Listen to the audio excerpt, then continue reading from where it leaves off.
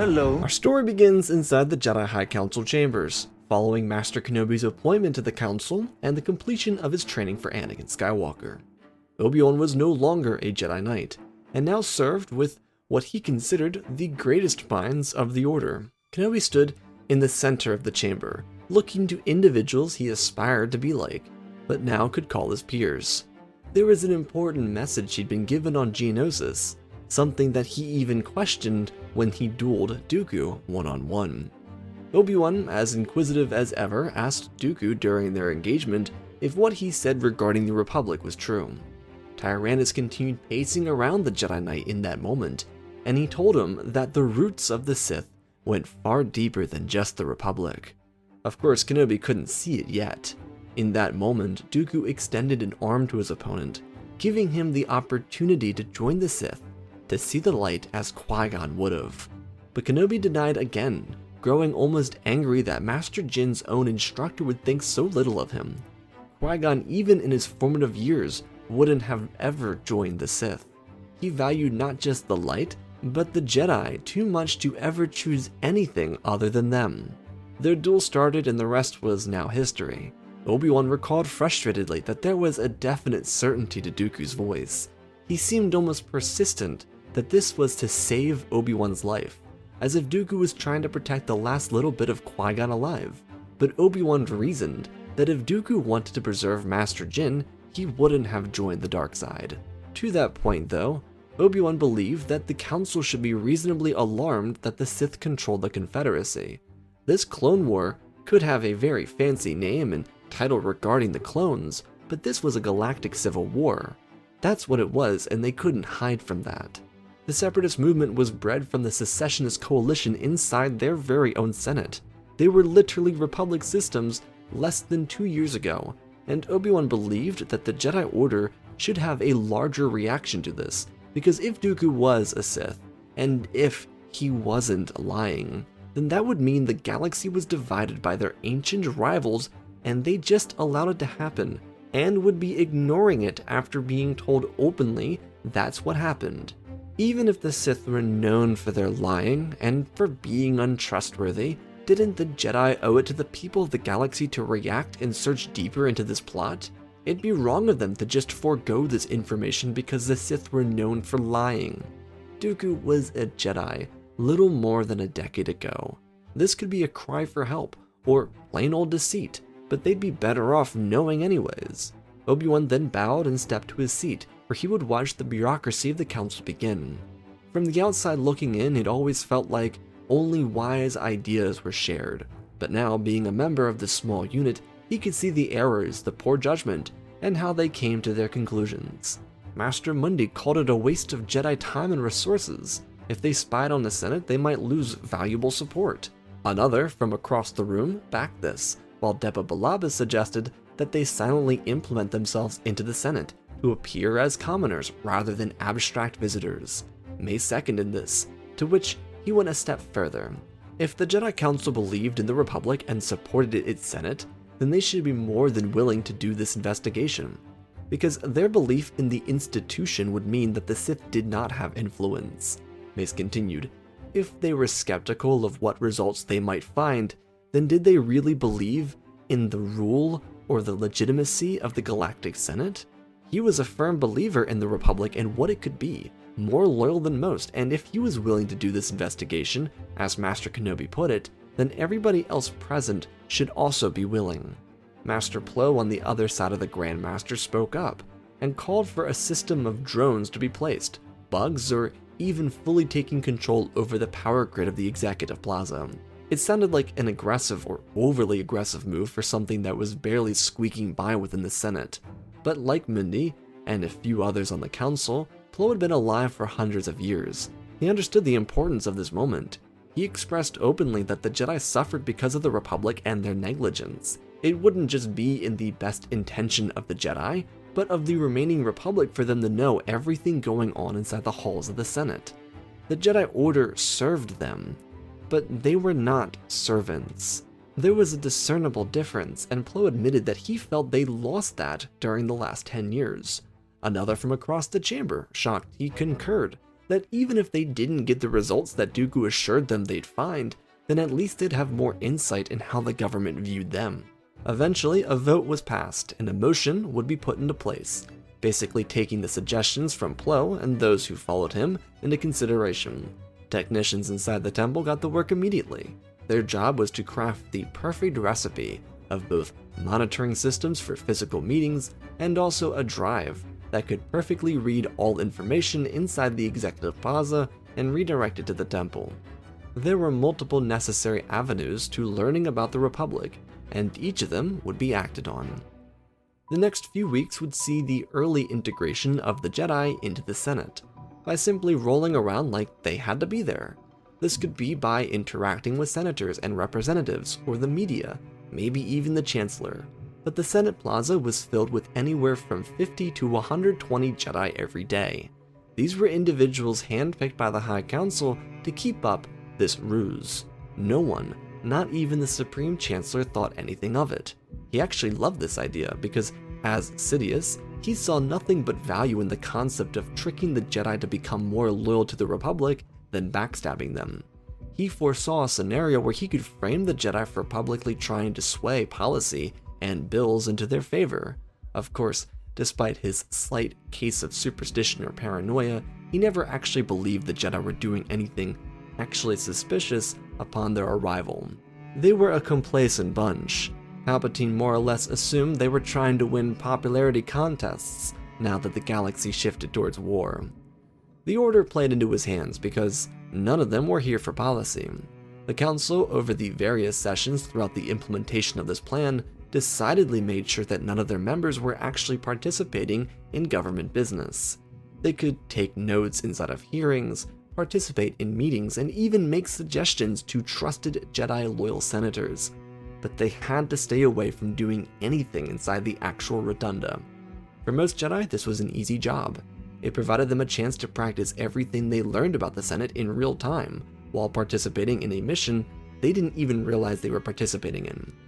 Everything with this action by the Council was perhaps the most brilliant thing they'd done in years.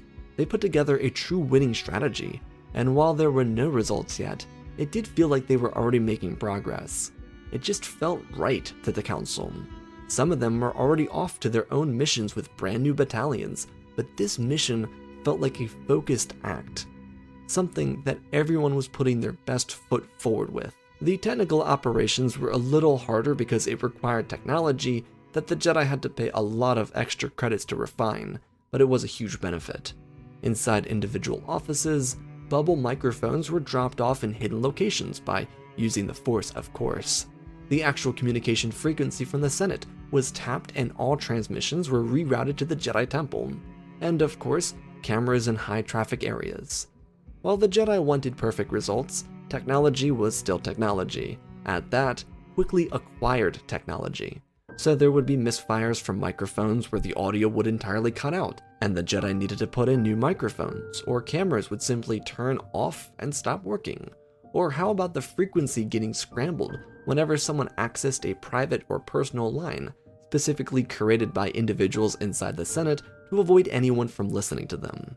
The Jedi couldn't even trace those back to anyone in particular, so if the Trade Federation nuts or the Chancellor ended up speaking to someone over private frequency, it would unintentionally disrupt the whole system for the Jedi. The Order, to their credit, did a fantastic job at putting together a strategy to learn more about the Senate, but the technology they used was their detriment. Each counselor knew that more resources needed to be allocated to this project, but even the most pro-investigation master was starting to grow skeptical. Luckily, any of those skeptics would be put at ease when a microphone inside the office of Goom Sam picked up his call with someone important to the Confederacy of Independent Systems. Quickly, all doubters inside the council were put into panic. The Jedi were forced to come to a conclusion on how to act with this tiny amount of evidence. The problem for the Jedi wasn't that they could prove that someone was working against Republic interests inside the Senate. The conversation Goom Sam had with this mysterious separatist revolved around forcing votes on a bill that would isolate a fuel tycoon. While the Jedi couldn't determine who actually made the call, the entire basis of this communication relied on PAC influence inside the Senate. Goom Sam wasn't just a representative for the Techno-Union, but also well aligned with some of the wealthiest packs aligned inside the Republic. As the Jedi noted, if Goom listened to this request, as his response suggested he would absolutely turn the Senate against this tycoon. What confused the Jedi was, why would he do this? Based on all of his public records, he had investments inside the aforementioned fuel business. It wouldn't be profitable for him, unless of course, by doing this, he'd make more money. Based on all the information they had, Goom Sam agreed to neutralize a system to force a fuel tycoon into the Separatist coalition. This planet then, in siding with the CIS, would have a chance to be consumed by the Techno Union. The Republic would willingly vote on this because its senators would be paid off by these packs, which, ironically, likely had a stake in the Techno Union. It was a big club that no Republic citizen was actually a part of. Everyone inside the government won. The senators getting paid to sell out what was currently a Republic asset won. Goom Sam, who was getting funded from the packs and the Union for doing this, won. And of course, the mega corporation funding this would make the most money, so of course they also won. They'd likely take this alliance to consume the tycoon and make it a part of the Techno Union to make more money. The Jedi knew corruption existed inside the Senate, but they always turned a blind eye to it. If they weren't paying attention, then in essence it wasn't real. That wasn't how the world worked, obviously. Just having optimism that the Republic would figure it out wasn't enough, and now they had to fix something that they ignored willingly for years. As the High Council discussed the ramifications of this singular call, which was such a drop in the bucket for the everyday corruption of the Senate, they realized calling this out wouldn't be enough. The oligarchs and aristocracy that called the Senate home wouldn't be fazed by the Jedi if they simply whined about ethics. Change could only come if they kept this information and held on to it. If the system was as deeply interweaved as this, then the Jedi needed to follow their evidence all the way to the top. They couldn't let anyone know how much they knew, so the mission was to remain silent, to keep watching and follow the trail, because even if the Sith weren't related, someone else was. Yet this revelation from Goom Sam brought up another point of interest for the Jedi Council. If the corporate alliances had more control over the Senate than the Jedi initially believed, then what else could they control? Not for the Jedi to put on the aluminum hats or anything, but this very action proved that the Senate wasn't what they thought it to be. The corporate powers were working in tandem with the Confederacy to find the most profitable route for their businesses, and it led to a growing suspicion of Kamino in all actuality. From the perspective of the High Council, they couldn't just ignore Kamino anymore, because if the corporate sector held financial control over the cloners, then the Jedi could be in danger. Tyrannus might not be some anonymous figure that only Sifo Dyas knew, he might be a CEO of sorts, someone who had a vast amount of wealth, someone who could potentially use the cost of the clone army against Republic taxes as a business expense or loss for their own gain, which could hurt citizens. It really could be any number of things was the point, and the Jedi needed to look at Kamino as seriously as they were the Republic. With months passing by since the first intercepted message inside the Senate, the Jedi were able to compile together hundreds of cases of corporate interference in the Clone War. This wasn't limited to the corporate powerhouses, it also included pacts, investors representing the Confederacy, and even transmissions between representatives and Count Dooku. The Jedi were knee-deep in information that kept filling their drives. It just didn't end. It went all the way to the top, and while their Kamino leg of the operations wasn't as successful, they did know that the Kaminoans kept in contact with unknown sources outside the Republic. It was all terrifying. The Jedi were actively playing into the hands of an enemy that surrounded them from the inside out. They felt like they were unable to do anything about it too. What made matters worse for them was the fact that their greatest foe, Palpatine, knew that they were up to no good. He didn't know that they had a full drive of files from the Senate that would expose everything about their corruption, but he by this point figured out that their active presence inside the Senate Plaza was for a reason. He made sure Dooku used a middleman for all of his contact to the Senate, which he obeyed with little problem. The Jedi also figured that out because all of Dooku's contacts became this middleman's contacts. And to the point about Palpatine, The Jedi knew he was safe, ironically, so he wasn't on their radar. This isn't to say that they trusted him, because he was still a part of the corrupt government. They simply had nothing to accuse him with. All of their evidence revolved around the corporate sector, so even if Palpatine wasn't on the payroll, he was still suspicious to the Jedi. And the only reason he wasn't on the payroll is because 1, he had a lot of money from his former master, Hago Damas II, and 2, when he became Emperor, all of that money would become his anyways. Because the High Council knew that they wouldn't get anywhere by assigning themselves to the proof, they framed a release. Their target remained the corporate structure around the Senate, so they paired what was supposed to be an earnings reports inside the stock market from the Techno Union with the Senate file release. It was a public event that people would actually be paying attention to, and would draw all attention to the Techno Union rather than the Jedi. It probably would also crash the market. Everything would be assigned to Goom Sam's personal email, just so the council could bury the hatchet into his back first, and with that decision, everything was then out of their hands. The immediate response from the Republic, the Senate, and the public of not just the Republic, but the galaxy would be pure anger. First, the market crashed. Obviously, the CIS shouldn't really care about this type of thing coming out of the opposition government, but they did, because it proved them all right for being a part of the secessionist movement when they left the Republic. The Senate was corrupt, and it seemingly never ended. What made matters worse was that the Goom Sam Fuel Tycoon problem was just the tip of the iceberg.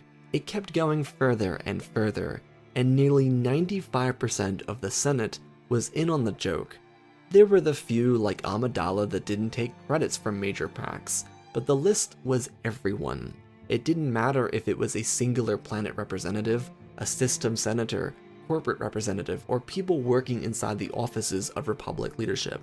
There were people all over involved. It wasn't just a bombshell because it revealed the corruption of the Galactic Republic, though. It was a problem due to the fact that the Separatist Parliament realized how sleazy their own movement was. Sure, they knew that the Republic was a problem. They intentionally seceded because of that. But the fact that the corporate alliances that were funding their war also had a stake in the Republic was mildly concerning. This had always been an issue of see don't tell throughout the war, because there was no reason to confront it if they were winning. But they also, mostly, they didn't know how deep the corruption went. The problem for the Separatist Parliament was the fact that their government was being fed a military by a corporate group that could simply decide to change teams whenever it would produce them more profit. Specifically, the example of Goom Sam annexing a planet because the Techno Union could absorb it into their tycoon. From a very realistic standpoint, most Separatist senators would feel safer if they had a volunteer army or a military not controlled by a random corporation that had no loyalties except for money. These representatives were serving their people inside the Confederacy. They seceded to positively change the lives of their constituents, and they'd be damned if they'd fight in a war that would put any of them in jeopardy. It was simply too frightening to ignore. If Goom Sam or Lot Da decided that the Republic was more profitable, every single battle droid could be shut down, and then the Confederacy would be destroyed within the blink of an eye. And Dooku couldn't reveal why they were all together and working for the Confederacy. That would throw everything further into jeopardy. Plus, and this was a major reason behind their decision, no one inside the Separatist Parliament wanted war to begin with. If they could take advantage of the inevitable public backlash, then they could end the conflict altogether. There was also another important factor for the Confederacy to consider. If they looked like the reasonable government in all of this chaos, then perhaps more Republic systems would see the Confederacy as an alternative and join them. And even if they joined the neutral coalition, that was also better for everyone. Dooku, in this, lost complete control over his own government. They were mere months into the Clone Wars following Geonosis, and quickly it was transforming into a footnote in the books of history. The Republic would crumble, the Confederacy would rise, and Dooku looked lost in the moment he built this Confederacy for. He was still trying to serve his master by prolonging the war. To the very government he created, he looked afraid of the future he preached to all of them about. With all the revelations coming out of the Senate and the fact that Dooku brought the corporate alliance into the Confederacy, many believed he was owned by those mega corporations. The Parliament held out for a continuous period of 33 hours, just to turn all of its members against Dooku, so that they could forge a peace treaty without his interference. It was a complete 180, and it surprised a lot of people loyal to the CIS cause, but the government itself wanted to prove that they were not like the Republic. For the Confederacy, this was their everything moment. If they allowed the droid armies to serve their needs, then they were no different from the Republic. If they got rid of Dooku because he refused to join them in ending a conflict started by what seemed to be corporate powers, then they were proving that they were willingly trying to make a change to benefit the system of government. While the Republic entered a total political gridlock, with some senators ultimately resigning immediately because of pushback on their homeworlds or others doubling down to avoid criticism, the Confederacy ousted Count Dooku from their chambers. First, they passed the vote to create a peace treaty, which they easily outvoted Dooku on. Then, easily impeached him and removed him from office, appointing Mina Bontiri to replace him. The next move was to completely cut all contacts formed with the corporate alliances, and focus on constructing a volunteer military of their own. This was not a widely popular decision, but people supported it because they supported the Confederacy more than the Republic. They also sent their treaty to the opposition government, and had to hope for the best. But it was a burning structure, and Palpatine was at the center of all of it. The Jedi from the outside, still participating in their war, while exposing the corruption of the Republic, realized they also had to do something. They did directly cause this, and when they caught wind of a Separatist peace treaty, they knew they had to take it. There was nothing in the galaxy that could stop them from taking advantage of the peace treaty and ending the Clone War. But despite all the positivity coming out of this revelation of a peace treaty, there was still a problem. Dooku told Obi Wan that the Sith were in control of everything. They found connections to the Separatists, and yet nothing went directly back to the Sith in their eyes. Even if they were technically going to win the Clone Wars, then shouldn't they theoretically have found some sort of answer to that? The Jedi were very confused, and they really couldn't do anything about that confusion. Yoda and Windu threw up ideas for their peers, but nothing really landed. They were looking at a completely broken galaxy. The Separatists were realistically the only feasible path forward. It was a pain to the Republic loyal members of the High Council, but they knew that their government was no longer safe. From across the city, Palpatine tried to call together a quorum of the most efficient politicians inside the Republic. This was a proper Senate session inside the Rotunda for the galaxy to see, and almost no one came. He, at the very least, preserved his public image, even to the Jedi, but he was unfit to lead because his government fell apart on him. Because the High Council hadn't come to any quote-unquote sensible ideas, they decided that they needed to seize control over the Senate to negotiate the peace treaty. Though it should be noted that the population of the Republic was not looking to the Jedi to be their saviors. The population was demanding representation that actually represented. The Council, though, couldn't take its chances and rushed in, with a clone escort provided by General Skywalker. The 501st, the most champion unit of the Grand Army, even Anakin, and the full body of the High Council made a move against the Senate.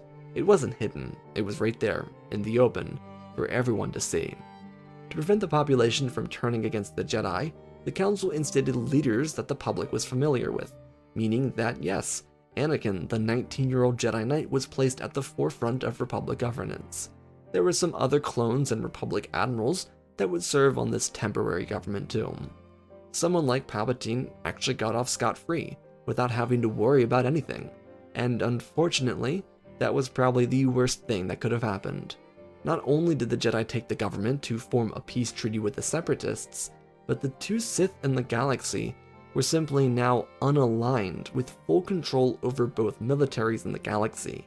And sure, to the people of the Confederacy, they never expected Dooku to use that against them, and the same could unfortunately be said for the Jedi and Palpatine, but both sides were wrong. Just a day after the peace treaty was signed into law by the Republic and Confederacy did the galaxy turn upside down. It was tragic too. There was a Senate whistleblower who had no stake in the transformation of the Republic. They, like the Chancellor, weren't on the corporate payroll, but they did expose Palpatine to the Jedi Order. Sly Moore, who would have become his chief of staff by the end of the war, exposed Palpatine for his connections to Dooku. She didn't know to what extent, but believed, especially now, that it wouldn't be safe for him to just walk free with Dooku around too. The Jedi planned to take this information seriously, but then the droid armies descended on the galaxy without any provocation. This wasn't just the regular droid army, this included the entire reserve military. Sidious and Tyrannus united over Korriban, like the Sith of old, and dispatched all of their forces on the galaxy. Grievous and Ventress joined these droids and simply attacked. Everyone all at once watched in terror. The Confederacy, in a desperate attempt to end the war, unleashed the corporate powers against the galaxy.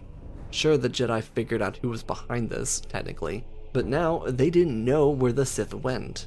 It forced the High Council to feel at fault for this, and in reality, they were. But it was further proof that the corporate powers would rather side with the Sith to destroy the galaxy than allow the everyday person to take their trillions of credits. That was an important point to think about. These corporate demagogues would rather destroy their customers than give back to them. Fortunately for the people, they had the clones, but the Sith were just using the Grand Army as pawns. It was for pure amusement. Sidious knew that no matter what the Jedi did, the Sith would win, so why not take a few weeks to enjoy the struggle before executing Order 66 and taking control over the galaxy?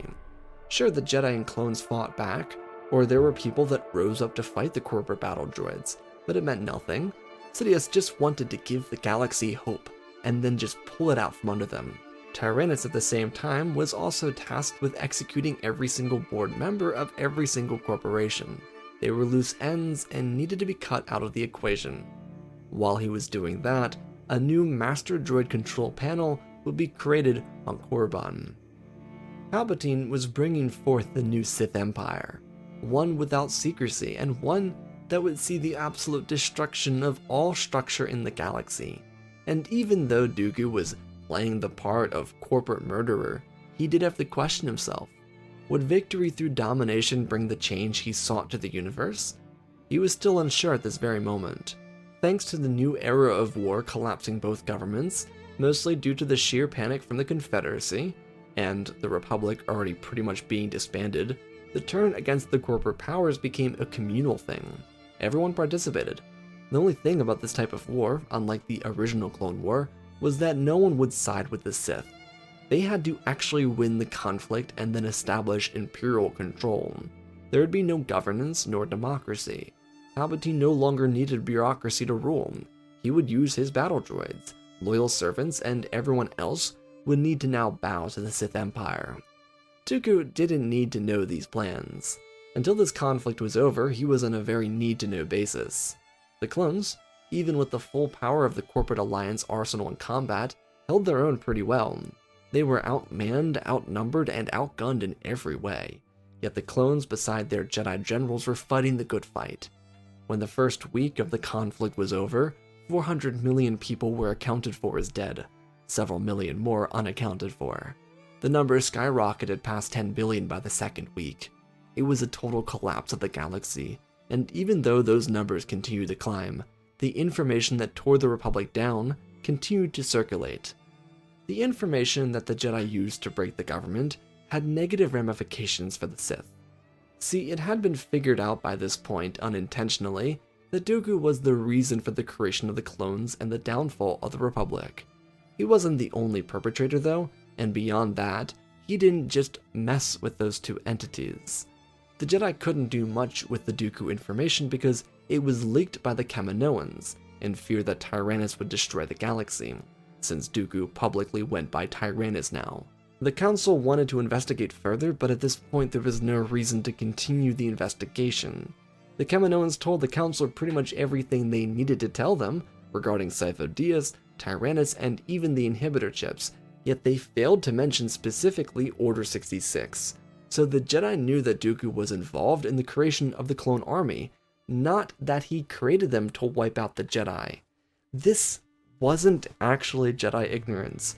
Rather, because of the chaos around them and how that preoccupied them most of the time, they didn't look too deeply into the inhibitor chips because they didn't think that mattered. The reason for this importance, though, went all the way from Kamino back to another world of personal interest named Kayleen. General Grievous was a key member of the Separatist faction, New Sith Empire if you will, someone who heard a lot of truths about the Sith and their conquest. He was in with Sidious and Tyrannus, but he wasn't in.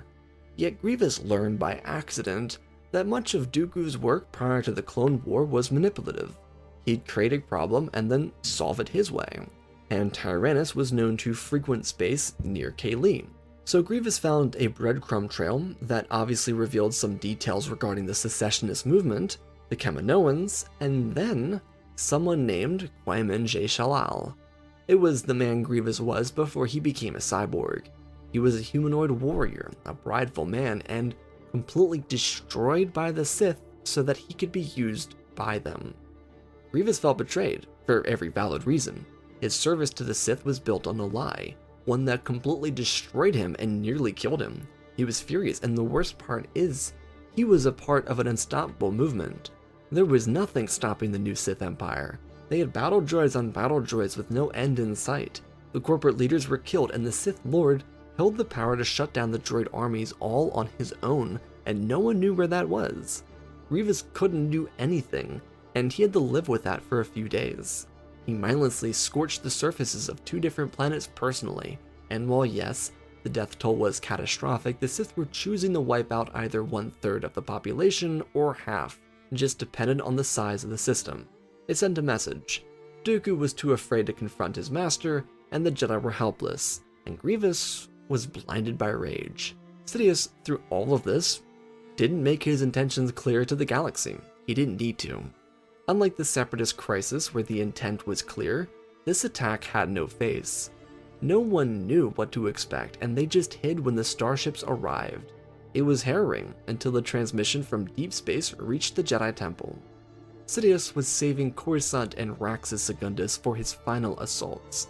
He wanted the capitals of the galaxy to bend last, because after watching every other system get wiped off the galactic map, would the people of the capitals be more susceptible to surrender? Though this transmission did not come from the Sith Lord, it was from his greatest enforcer, General Grievous. In essence, he explained that he had been betrayed. His life was stolen from him so he could serve the Sith, and he'd prefer to die with honor. He told the Jedi where to find Sidious, because even if he wasn't included in top Sith discussions, Grievous still knew where the future Emperor was hiding. Before this war started, it was where they all gathered, so he had seen Korriban with his own eyes before being dispatched. He told the Jedi that they could end the conflict by finding Sidious on the rock called Korriban. He did not know about the droid control system there, he just knew that Palpatine was there.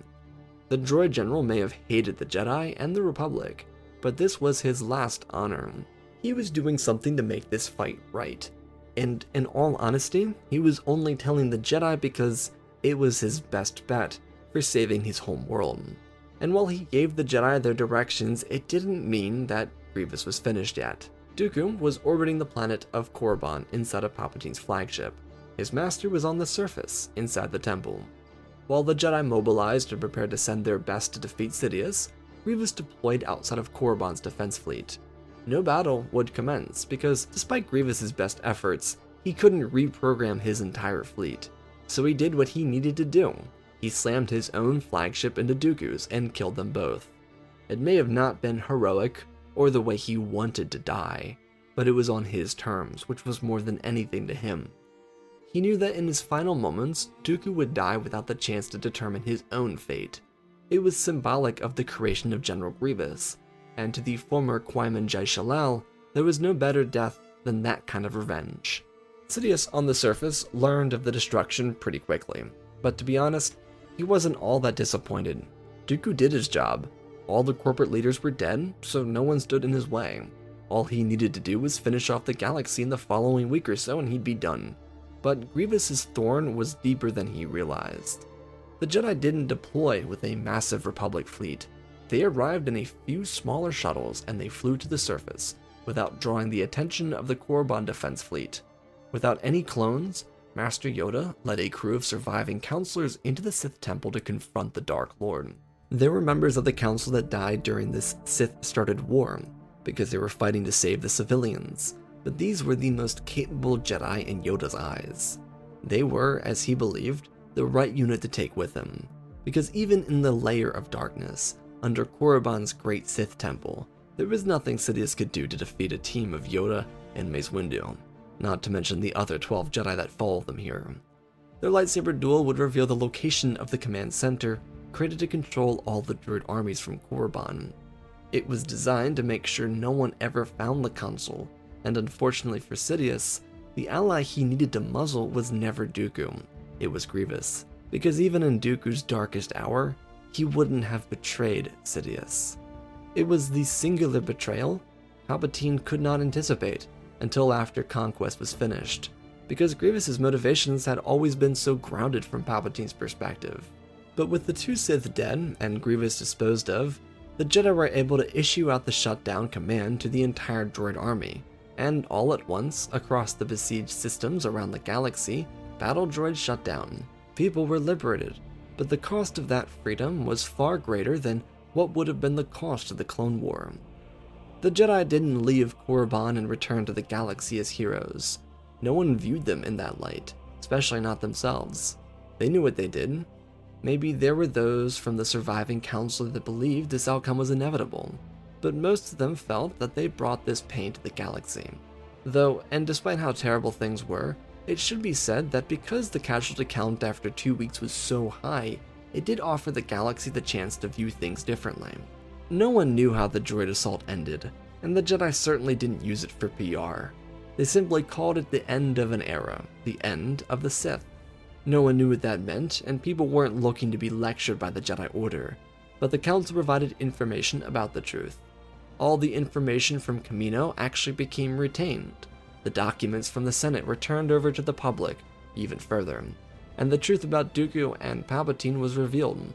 It was all a massive conspiracy led by the Sith, and the Jedi, while surrendering control over the government back to a broken people, suggested that the new government oppose the Sith in whatever way they can.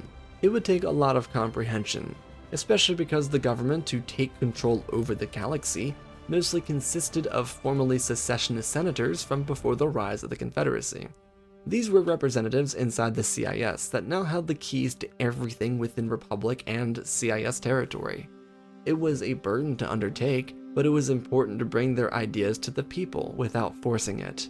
Because the government was so broken, they decided to make the actual process of governing something for everyone to participate in. Basically, a vote that covered all their major issues on one ballot.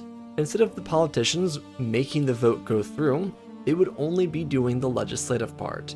The people were doing the actual voting. Maybe it wasn't the smartest idea ever, but it gave optimism to the people because they held control over their destiny. The Jedi, despite being seen in a negative light, were also brought in by this majority separatist government to participate. That was the thing with people like Mina Bontiri. They were willing to work with others to get to the bottom of a problem. Billions were dead, and it was their duty to make it right, because the last time they didn't work together, that's what happened. Eventually, they'd be able to make the differences they promised. Because of the damage done to the systems around the galaxy, it was a seemingly impossible task, but they made it work. They did the work because they were public servants. Without the corporate power players inside the new government, representatives wouldn't be so swayed into making bad votes because it would result in them making more credits. That wasn't an option. That system was totally abolished, and the people were able to prosper as a result. The clones were treated kindly, as they were the main reason behind the decommissioning of the droid armies, from the public perspective. Their inhibitor chips would be removed, and the new government would protect them from any type of corporate harm. Were there flaws? Of course. No system of leadership came without it, but these senators were willing to move mountains to make a difference for the galaxy. It wasn't just their jobs, it was what their hearts wanted. They weren't working for themselves, but their constituents. Just as the new system transformed into a citizen-first government, built on the reconstruction of what was called the Sith Uprising, so were the Jedi transformed into the Knights of a rebuilding age. It was a shared responsibility that both the Order and the representatives took to heart, one that would completely change the course of galactic history and also maintain almost certain balance in the Force. And that, my friends, is, I think that's a C-SPAN story right there. Special thanks to all the patrons. Sith Clone Wars out on Saturday every week. Season 4 is here. Super psyched. Hope you guys are enjoying it so far. Otherwise, let's talk about this story. So this story kind of actually compliments the Sith in a weird and hidden way. I think it's kind of, in a funny way, like, very complimentary of the Sith, because if you look at it from the perspective of the story, it's all about the corporate sector. It's all like anti, mega corporation thing. And it's not like that's a theme I've avoided in these C-SPAN-like stories. I think that's something that's been prominent with, Mon Mothma challenging Palpatine, or Amidala challenging Palpatine. But this story specifically is actually more or less showing how brilliant the Sith were. That even if Dooku was contacting the corporate sector, and even if Palpatine was at the center of the Republic, the Jedi probably wouldn't have figured it out. So, in a funny way, this is actually complimenting the Sith for being so good at their jobs. However, it does mean that there is a lot of corruption in the Senate, and I think it was fun to kind of break that apart, and then kind of throw it for a loop. So the first half is definitely more C-SPAN, and then the second half is like, oh, I don't know, genocide. And that's pretty terrible, but it does kind of throw you for like a 180 loop, and that was kind of what I was intending. It's like, both governments did the right thing. They did. They both got rid of the two power players that could control everything. The only problem is those people just happen to be individuals that have no problem like committing mass death, and they're Sith. So of course Palpatine would just be like, okay, well, this is the new Sith Empire. Welcome to the fun zone, and he would go nuts with it. And that's kind of what happened. And then I wanted to throw you guys with a loop for the Dooku thing. I almost made it feel like Dooku would kind of question his choices and betray Palpatine, but I wanted it to be Grievous, because Grievous doesn't actually know he's saving the war. He's just killing Dooku and telling the Jedi where Sidious is. He doesn't know that the Jedi are going to solve it. He's just kind of hoping that maybe the Jedi will spare Kaylee by doing something stupid. And it does end up working, but he doesn't know he's doing it. He's just trying to die honorably because he wasn't really given that chance as Quaim and Jay Shalao. So this is kind of like a Dooku hero story out of like nowhere, but I hope you all enjoyed. Definitely more C-SPAN, but also a little dark. Not really a light side ending. It's light side, but it's like dark light. I don't know. But I hope you all enjoyed. I love you all. Spread the love, and always, my friends, may the Force be with you.